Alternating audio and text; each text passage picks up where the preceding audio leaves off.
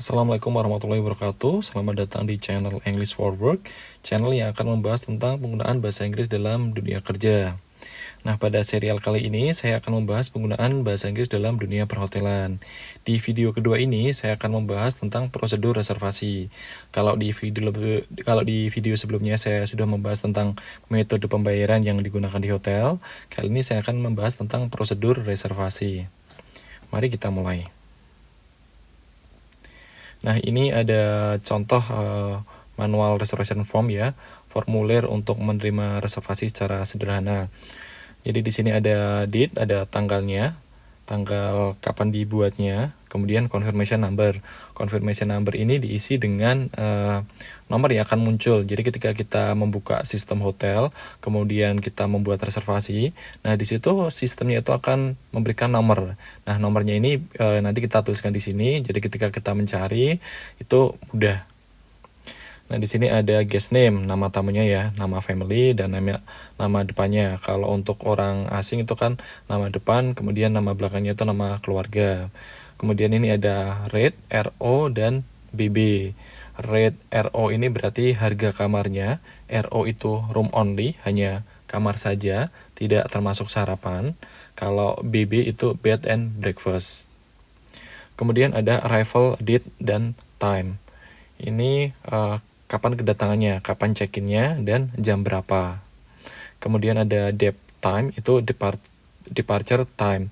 Jadi kapan dia check out dan jam berapa. Meskipun pada kenyataannya untuk waktu itu ya tetap mengikuti ketentuan hotel ya. Check-in jam 2, check out-nya jam 12. Nah, NTS ini jumlah malamnya, nights ya, berapa malam, 1 malam, 2 malam, 3 malam. Nah, kemudian ini DBL dan TWN, double dan twin. Ini tipe bednya. Apakah satu bed besar atau 2 bed terpisah? Atau ada juga yang menyebutnya king dan twin. Nah, pack ini satuan tamu ya, orang ya. 1 pack itu 1 orang, 2 pack 2 orang, dan sebagainya. Kemudian AD dan CH ini maksudnya artinya ini adult dan child. Ada berapa orang dewasa dan berapa orang anak. Kemudian di sini ada S dan NS, itu smoking preference. Kamarnya itu mau yang smoking atau non smoking. Nah, di bawahnya lagi ini ada guest contact number atau email. Ini dia emailnya berapa atau dimintakan nomor teleponnya. Itu wajib ya. Jadi untuk kalau misalnya terjadi perubahan itu untuk konfirmasi, jadi kita butuh kontak dari tamunya ini. Kemudian ini ada pertanyaan, have you stayed with hotel before? Apakah dia sudah pernah menginap atau sebelumnya? Nah, ini bisa diisi yes atau no. Nah, kemudian ini ada garansi booking. Jadi kalau kemarin sudah membahas tentang metode pembayaran, nah di sini dia mau bayarnya pakai apa? Ini sudah garansi yes or no. Kemudian ada inform 6 PM release. Jadi kalau reservasi itu harus bayar ya. Sebelum tamu itu check in, itu ketika reservasi di hari yang sama, dia itu harus membayar. Kalau misalnya belum ya di no dulu. Nanti ketika dia sudah bayar jadi diganti ke yes. Nah, di sini ada inform 6 PM release. 6 PM release apa sih maksudnya?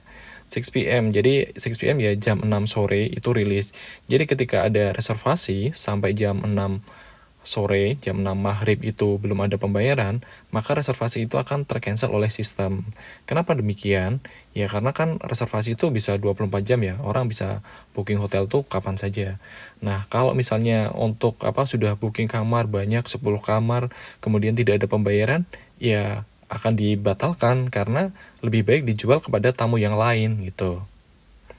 Nah, kemudian ini metode pembayarannya by CC, credit card, CC number, card expire date. Jadi data-data kartunya ada Amex, ada Visa, ada juga nanti Maestro, macam-macam ya.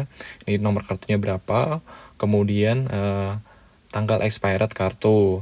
Kemudian ini cash, mungkin ada orang yang mau datang ke hotel untuk melakukan pembayaran, atau company, atau agent name.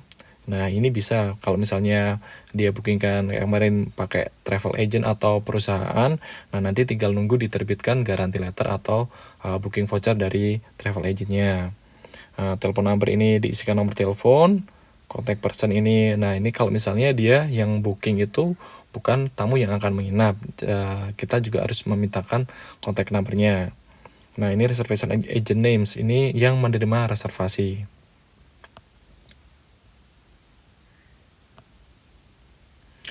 Nah, sudah saya bahas tadi untuk check-in dan check-out, itu check-in time jam 2 siang, kemudian check-outnya jam 12. Ada perbedaan 2 jam itu, jadi ketika tamu sudah check-out jam 12, akan ada tamu lagi jam 2. Jadi dia butuh waktu 2 jam untuk persiapan kamar. Meskipun pada kenyataannya tidak akan selalu mulus seperti ini. Ada tamu yang datangnya sebelum jam 12, ada yang datang tengah malam, ada yang check-out jam 10 pagi, ada yang check out jam 6 sore, nah itu macam-macam. Nah, sekarang kita menghitung bagaimana berapa malam dia menginap. Misalnya ini check-in tanggal 10, check-outnya tanggal 11, karena ada 2 tanggal ya, itu dihitungnya 1 malam. Jadi tanggal 10 masuk, tanggal 11-nya keluar, 1 malam. Kalau misalnya dia masuk tanggal 10, tanggal 5-nya keluar, ya berarti dihitung aja 10, 11, 12, 13, 14, 15. Berarti dia 5 malam stay.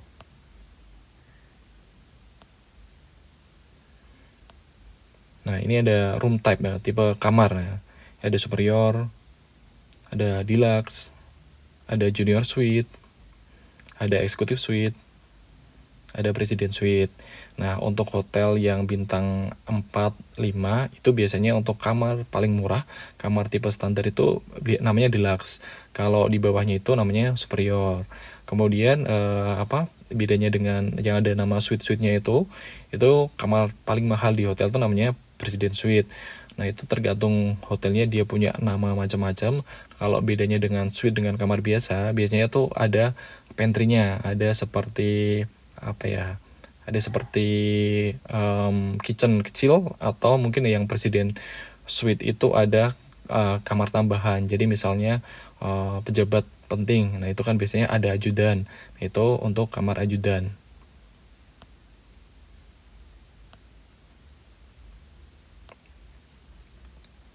Nah, ini tadi bed type ya, tipe bednya ada double, ada twin, kemudian ada extra bed. Nah, untuk bed types ini ada macam-macam yang menyebutnya. Ada king dan twin, ada double, ada single, ada triple. Sebenarnya kalau misalnya king, queen itu kan ukuran kamar, ukuran bed ya, ukuran kasur.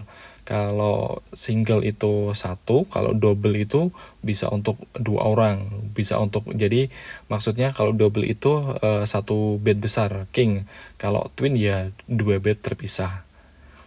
Nah, untuk hotel harga kamar itu kan biasanya sudah termasuk untuk sarapan 2 orang dewasa. Nah, ini kalau misalnya nanti tamunya ternyata 3 orang, kalau mau booking 1 kamar lagi biaya terlalu mahal, mereka prefer nambah 1 extra bed. Itu biasanya sudah termasuk dengan sarapan.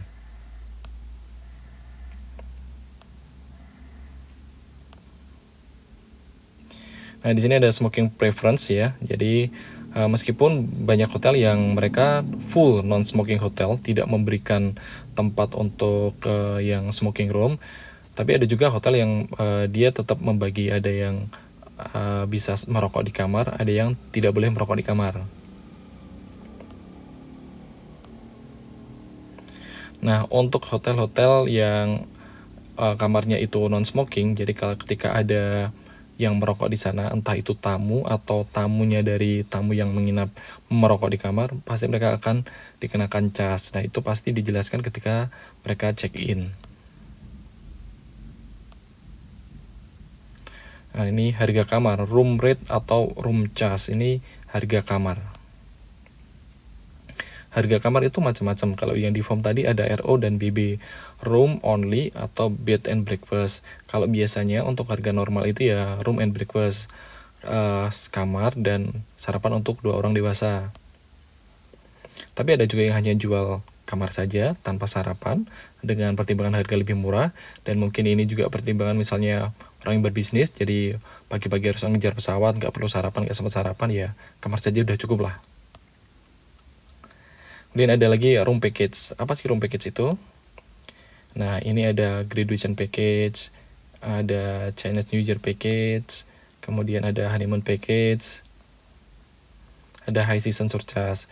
Nah, room package ini paket-paket kamar. Jadi kalau yang normalnya itu harga kamar dan sudah termasuk sarapan, nah hotel itu kan dia juga melihat peluang. Kalau misalnya dia di daerah kampus yang banyak mahasiswanya, ini misalnya graduation package, di sana nanti mungkin kamar, sarapan, kemudian di drop ke kampus atau mungkin ada tambahan service MUA atau makeup artist. Nah, kemudian Chinese New Year itu biasanya ada gala dinner sama makan malamnya, itu harganya sudah termasuk di situ.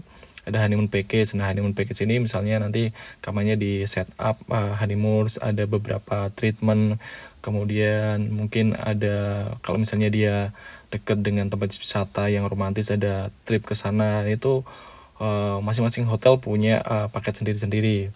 Nah, kemudian untuk saat-saat yang rame seperti libur panjang, kemudian Natal, Idul Fitri, itu kan hotel itu biasanya penuh. Nah, mereka akan naikkan harga. Itu namanya high season surcharge. Jadi katakanlah harga normalnya 1 juta, mereka akan nambah katakanlah 500.000. Jadi biaya tambahan untuk saat-saat peak season, high season ya, untuk saat-saat crowded ramai.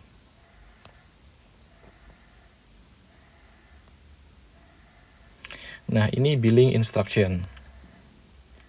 Ada personal account, ada company account, dan ada travel agent account. Seperti yang sudah saya bahas di video sebelumnya, ini ada beberapa metode pembayaran. Dibayarkan oleh dirinya sendiri, dibayarkan oleh perusahaan, atau dibayarkan oleh travel agent.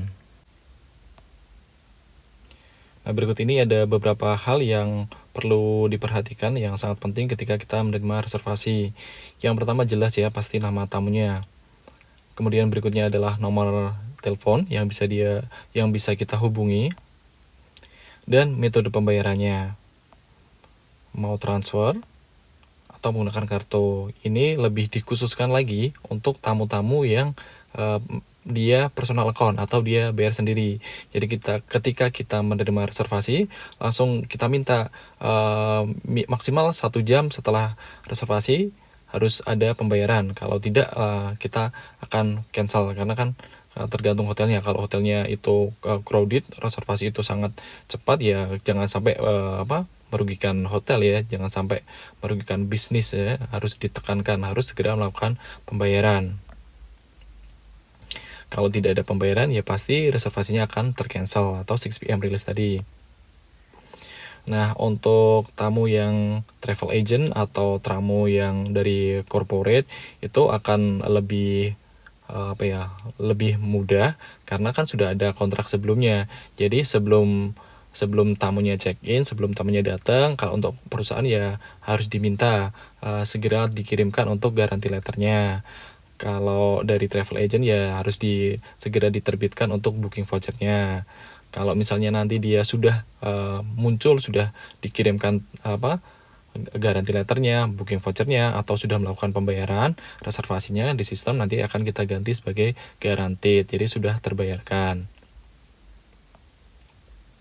Nah, ini ada form reservasi yang cukup lengkap ya. Di sini ada tipe kamarnya, deluxe, club deluxe, deluxe suite, executive suite. Nah, harganya single occupancy, double occupancy, benefit. Ini untuk 1 orang atau 2 orang, termasuk breakfast, internet access, club lounge. Ini smoking preference, ada smoking atau non smoking, king size bed, twin bed ya. Tipe bednya apa. Kemudian limousine service ini penjemputan ke bandara atau pengantaran ya. Ini dicas harganya kurang lebih 58 USD per car per way untuk 4-16 seaters. Nah, untuk yang pelayanan ini, limousine ini dia harus booking sebelumnya ya. Nah, takutnya nanti dadakan ternyata sudah di booking dengan yang lain. Ini dia minta pick up atau drop off pengantaran atau penjemputan dipilih ya atau tidaknya, berapa orangnya. Nih, dan juga misalnya dia minta penjemputan, itu dicatat juga nomor penerbangannya. Jadi kita juga bisa bantu tracking itu pesawatnya dari mana, jam berapa, terus kita catat juga. Nah, pembayarannya all charges will paid by guest on account. Jadi dia pembayaran oleh untuk dirinya sendiri ya, personal account. Kemudian ada special requestnya apa, special menu. Nah, untuk special request dari tamu sebisa mungkin kita katakan dari awal. Jadi ketika kita bekerja di hotel itu kan yang kita jual adalah service ya. Sebisa mungkin untuk menghindari perdebatan dengan customer, untuk menghindari perdebatan seperti itu. Jadi hal-hal yang sifatnya sensitif itu harus dibicarakan di awal. Misalnya tamunya itu minta yang kamarnya di lantai atas atau kamarnya connecting karena dia bersama keluarga, itu kita catat permintaan dia, tapi disampaikan bahwa semua permintaan akan tergantung pada ketersediaan kamar ketika mereka datang. Ya kita sudah siapkan, kita catatkan, tapi kalau misalnya pas hari kedatangan mereka itu tidak dapat dipenuhi, ya begitulah servis yang bisa kita berikan. Kita sudah menginformasikan dari awal. Nah, ini untuk pembayarannya yang bawah ini, kartu kreditnya tipenya apa, ada American Express, Diners, Visa, Master, dan lain-lain ya. Nomor kartunya berapa, tanggal expirednya, namanya siapa. Nah, ini ada tanda tangan, ini bisa dikosongkan karena reservasi.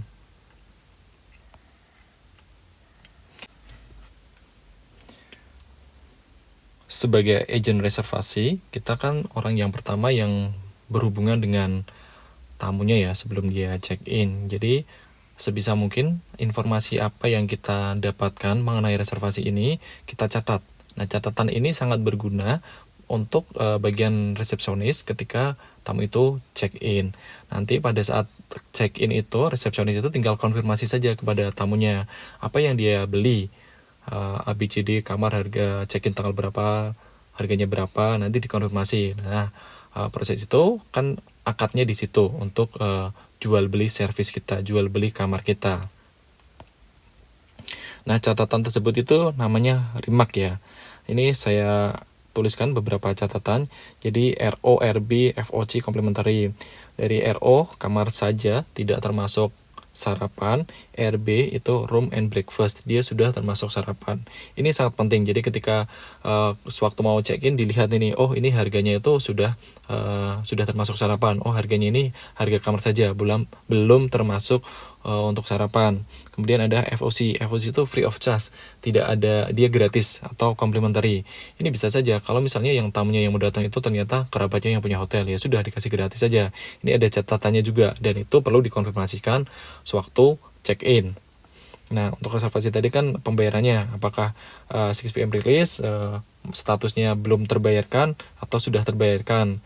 Nih. Kemudian cut off itu memberikan batas waktu, cut off time, cut off date, batas waktu pengiriman voucher itu adalah hari ini. Batas waktu pembayaran adalah hari ini pukul 2 siang, pukul 3 siang, 3 sore. Nah, itu cut off. Nah, ini ada no show sama early departure. Kalau no show itu dia sudah guaranteed, sudah melakukan pembayaran tapi tidak datang. Itu namanya no show. Kalau early departure itu dia check out lebih awal. Misalnya dia booking untuk 5 hari, ternyata dia ada acara mendadak, ada hal-hal penting lainnya yang akhirnya dia check out. Jadi dari 5 hari ternyata cuma stay 2 malam atau 3 malam. Nah, itu namanya early departure. Untuk ini biasanya tetap dananya dikembalikan karena kan ya hotel itu tetap punya regulasi melihat kenapa dia tidak bisa melanjutkan hal-hal ini, ya tetap bisa dikembalikan. Nah, untuk pembayarannya tadi, apakah personal account bayar sendiri, company, atau travel agent? Nah, catatannya biasanya seperti ini untuk remarknya. ROTA, OTH, PA. Ini sebagai contoh saja. Berarti untuk kamarnya itu, dia hanya kamar saja, room only. Kemudian TA itu dibayarkan oleh travel agent. Jadi tamunya booking dengan travel agent kamar saja. Kemudian OTH itu maksudnya others, itu PA. Selain dari itu nanti tamunya sendiri yang akan dibayarkan. Jadi sewaktu check-in nanti resepsionisnya akan minta ini mau kasih deposit atau enggak. Kalau misalnya nanti ada tambahan-tambahan lainnya, dia harus bayar di tempat atau mau pakai deposit. Kemudian yang contoh yang kedua ini ada RB, laundry, CA, OTH, PA. Jadi ini dibookingkan oleh perusahaan, dia sudah dapat kamar dan sarapan, kemudian dapat laundry, itu dibayarkan oleh perusahaan. Sisanya itu dibayarkan oleh tamunya sendiri, misalnya minta penjemputan dari bandara atau pengantaran bandara, nah itu dibayarkan oleh tamunya sendiri. Oke, demikian untuk video kali ini tentang prosedur reservasi. Pada video berikutnya nanti akan saya berikan contoh conversation ya, percakapan ketika kita menerima reservasi. Kemudian juga saya akan berikan video yang lain mengenai prosedur check-in-nya. Jadi kelanjutan dari proses reservasi ini. Semoga video ini bermanfaat. Wassalamualaikum warahmatullahi wabarakatuh.